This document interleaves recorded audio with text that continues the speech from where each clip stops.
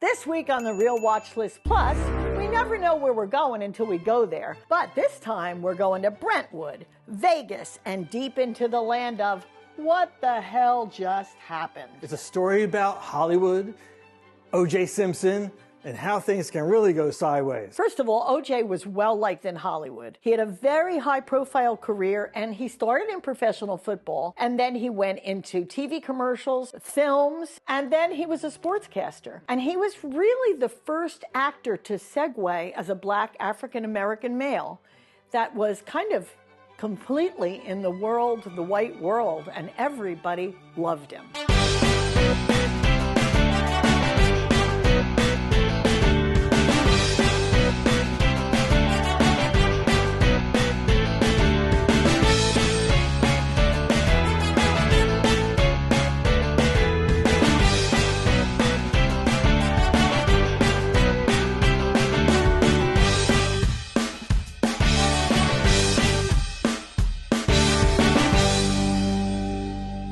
Today, it's the broken O.J. A little bit of orange juice, of course, but some grenadine to give that little sense of blood orange. Cheap vodka, just like O.J.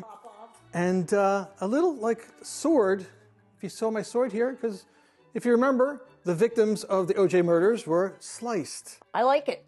Am I turning into an alcoholic on this show? I wish you would. Well, first of all, let me get into what made him a big deal. He was an all-time, the most famous running back in history. And I did talk to my son because I am a 49ers fan, and luckily I have a 49ers jersey from my son because O.J. started with the Buffalo Bills. He won the Heisman Trophy. He was an explosive runner. He was so fast and could get through everybody. Yeah, but O.J. came from, like, really bad times, bad background. He was in juvie detention. Yeah. On and off. His father left him. I mean, really, sports was his only way out. But then, in most of his prime, he was in the Buffalo Bills from 69 to 77. Then he went to the 49ers, which is my team and our family's team, and he played for them his final 2 seasons from 78 to 79. And then he retired because he had a lot of injuries. Football players, they don't have very long careers, Joe. But like you said earlier, he wanted to be part of the white society. Yes. If there was any criticism from the African-American community, is that he really, as he grew in popularity and attention, he moved away from his community and into high society, high white society. Right. And he would enjoy being invited to these special, programs and awards and getting the limelight. I mean, that's what he really wanted. He had nothing to do with his community. He wanted out of there and be with the muckety mucks. As we said, he was a crossover success. Mm-hmm. And he did TV commercials. He did Hertz with the car rentals. He did an orange juice commercial for, I think, Sweet Tree orange juice. But he did a lot of sponsorships because he was funny. He had a flair for comedy. He was good looking, and let's call it what it is. He was appealing to white America because he was well spoken on camera. Right. He had an appeal to him. He was attractive, a handsome man, strong, football player, an all-star. And of course he was typecast because he was a muscle guy, a natural athlete. He played cops, he played what movies did he do? Because the only one I really remember is, I remember Root, because that was a made-for-TV movie. Right. I also remember Naked Gun. And he played Norbert, and he was always getting punched in the face or falling out a window or a door would slap in his face. And one that I really like that you never see on TV anymore, but I think it is my favorite O.J. movie, was Capricorn 1. Well, that was 1977, and if you know about Stanley Kubrick and The Shining and everything, there are people who say we never really did land on the moon and that Kubrick filmed it. Right. And Capricorn 1 is one of those where they take the astronauts, they think they're going to the moon, and they don't go. Right. They get taken to a film studio, and it's set up like the moon. And I think Sam Waterston was one of them too. And they're in a cover-up, and they say, "Well, we're not going to lie. We're astronauts." So who goes after them? The feds. And it's a really good movie. He did tons of things, like all the episodic shows. So what happened? O.J., his first marriage to Margaret Whitley, high school sweetheart. They were married for many years. But then he started to fool around with this girl he met as a waitress, Nicole Simpson. And they had a 2-year affair while he was married with Margaret. Ironically, Margaret never liked the limelight, but, Nicole was a blonde, she was white, he was attracted to that. Yeah, she was real pretty, like model type, that's for sure. And ultimately left his first wife for Nicole. But then later, as Nicole got to know OJ, he wasn't the all-star that people wanted to believe he was. He was an abuser. Nicole would call the police several times, 911, to call in about domestic abuse. And as a result, over time, she wanted a divorce. She wanted to end the marriage with OJ. Can I just interject something? Yes, okay, I had heard from, and I researched the beginnings of him and his film stuff, that he had a very calm personality and everybody loved him. People could make fun of him. He was always the peacemaker. Joe, what do you think happened? You think it was just she made up?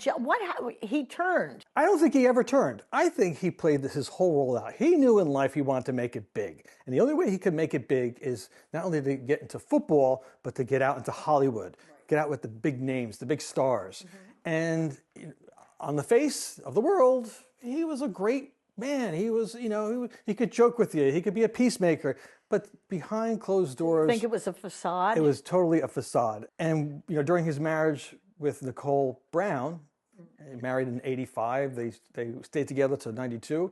I mean, repeated calls, 911 calls to the police about domestic abuse. So he was punching her and hitting her physically? Punching her, and if you go on YouTube, folks, you can actually hear some of the calls that she made to the police. Yeah, and she's saying, all right, I'm married to this guy, O.J. Simpson. You have to know who O.J. Simpson is, don't you? And he's telling the dispatcher this. But you can hear O.J. he's going crazy. He's yelling in the background. He's O.J. Simpson. I think you know his record. Could you just send somebody over here? Okay, what is he doing there?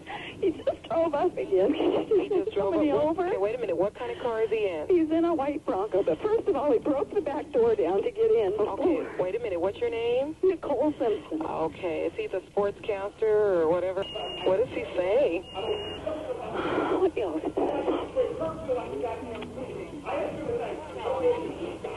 Units, your domestic violence at 30 Correction 325 South Griffin Greenway is now too high. The suspect is now entered in the shelter and it is refusing to leave. It's code too high. Incident 4221 RD 825 children involved. He had speculation that maybe she was fooling around. But you think she was? You don't know? Regardless of whether she was fooling around or not, the way she was treated by OJ was despicable. But ultimately, in the end, the last domestic abuse ended her life. Now, there's speculation because, did OJ do it or didn't he? Now, on that fateful day in 1994, she met with Ron Goldman. Poor Ron. He comes into the scene. He's a waiter at a restaurant that she frequents. He's coming over to bring sunglasses that was Nicole's mom's back to the house, back to the condo, and say, hey, I'm just doing a nice thing. And all of a sudden, call comes in, they're murdered. And everyone's pointing the finger at OJ. OJ, finding this out, police are coming down. He gets into his white Bronco with his buddy, freaks out, and they're traveling down the highway with the white Bronco with all these police cars following them. And then you got to also look at the times. In that time period of the 90s came about the 24-hour news channels. The world is watching this car chase. And what was ironic was that, as this is going on, he's not driving fast. He actually is not driving at all. His friend is driving. And his friend's calling the police, hey, OJ's got a gun. He's going to shoot himself. Yeah. And, just stay away. We need to just drive back to the house. He wants to, go there. So in OJ's head, reportedly, he thinks he's already going to be accused of murder. Right. And in my belief, he's trying to create this whole scenario that, okay, I'm going to, pretend that, I'm the poor guy. I'm the one who's the victim. Accused, I'm the victim because right? I'm falsely accused and the cops are after me and everyone's after me. And they go back to the house. He gets arrested and he's more calm and subdued. And then the trial of the century begins. Xanax when he got home or something. OJ He's not a stupid man. He may have been a killer in my belief, but he's not stupid. So he hires the dream team of lawyers. Johnny Cochran, Robert Shapiro, F. Lee Bailey. If you want an all-star cast of lawyers to defend you, this was it. And then you have Marcia Clark on the prosecution side. You know, maybe not as a strong attorney as this dream team. 2 attorneys on the prosecution. Yes, and Christopher Darden. Right. And Christopher Darden, as reported in many of these papers and research, that he's black. And his position was, hey, I'm black. This is not a case of white versus black. This is a murderer that we're going after. And you got to remember, the Rodney King event that took place with the LA riots was still fresh in people's minds years before. And didn't people take sides on this? Like the black community kind of took OJ's side, and the white, it was very like a racist Yes, because thing. again, they wanted justice, but justice is different in people's eyes. So within the African American community, they're still reeling over the LA riots and what happened to Rodney King. So they're looking at this like, this is another way of white America and police. Right.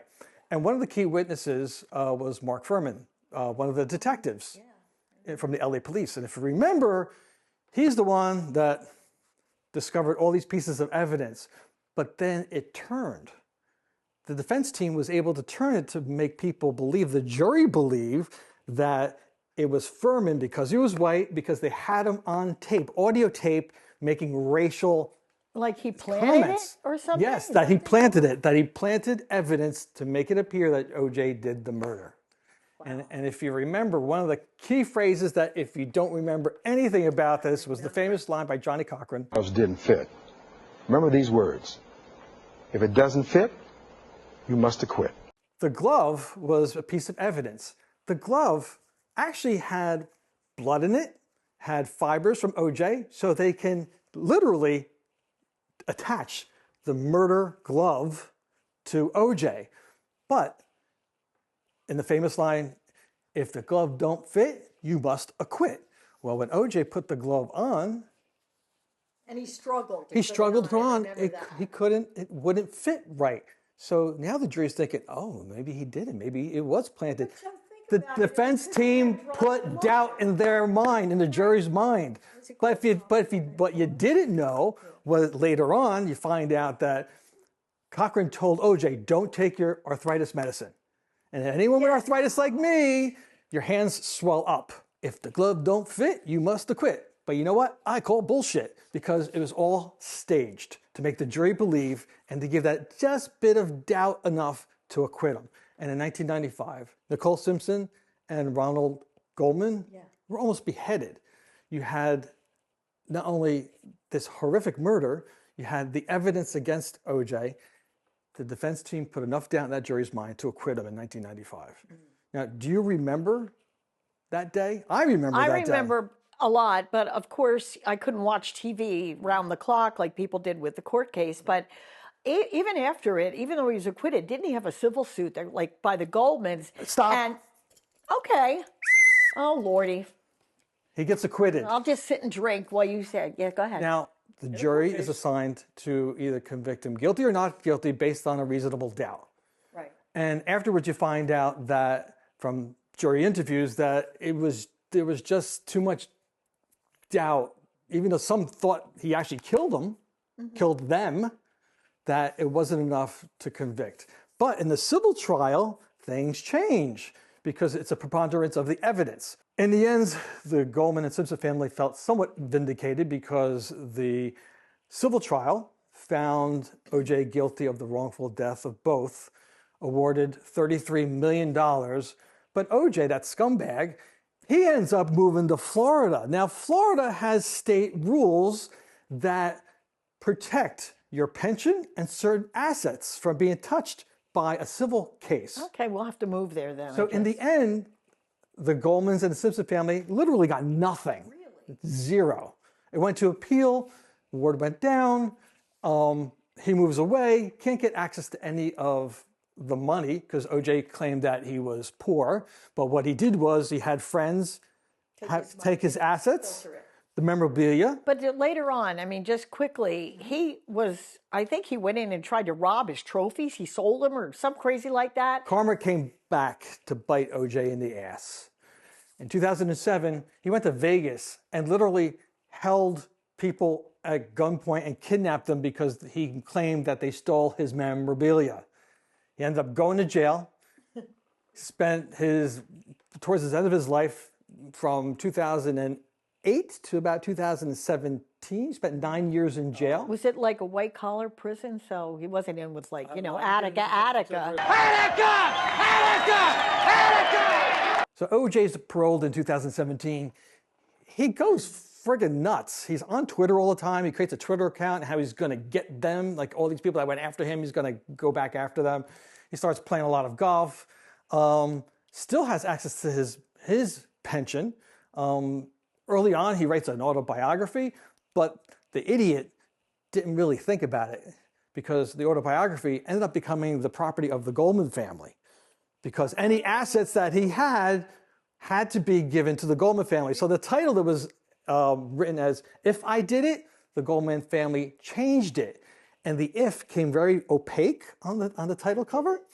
I Did It, A Confessions of a Killer, the O.J. Simpson story. Wow. So they got right up their ass. Wow, and how much money did they get from that? Do you know? Well, they got some money, but nothing near the amount of the reward that they were. But, I mean, this whole story with O.J. is crazy. Yeah. In the end, he dies. He dies in 2024 of prostate cancer.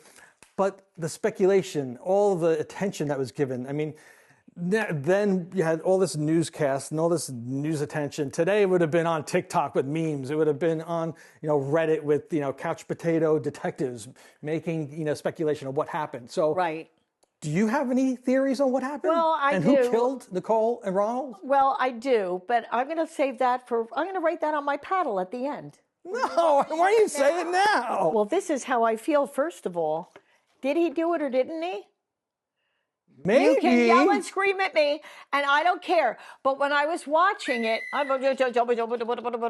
red card. No, I'm running. I'm still running like OJ. I'm running away from you.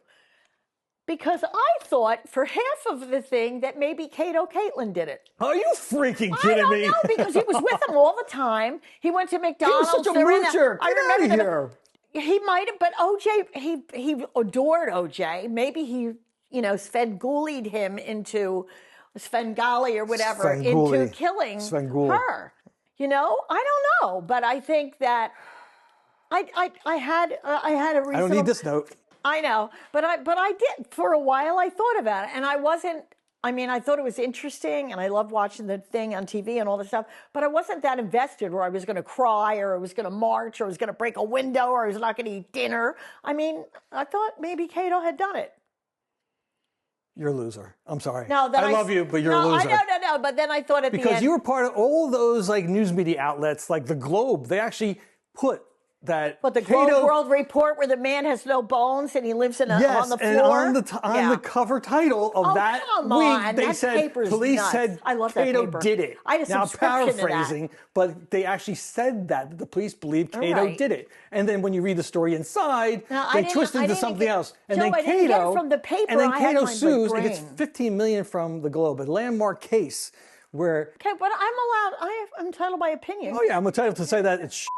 Well, you can say it all you want. It doesn't affect me. Sticks and stones will break my bones, and names will never hurt me. Mr. Cookie, Mr. Cookie. All right, we're done. A football star with stars in his eyes. A Hollywood murder gone awry. A Vegas hotel room kidnapping. And a cheap vodka drink with OJ. And my summation, which will be short, is interesting life, interesting person, interesting story, went from awards to Dateline. There you go, O.J. Simpson.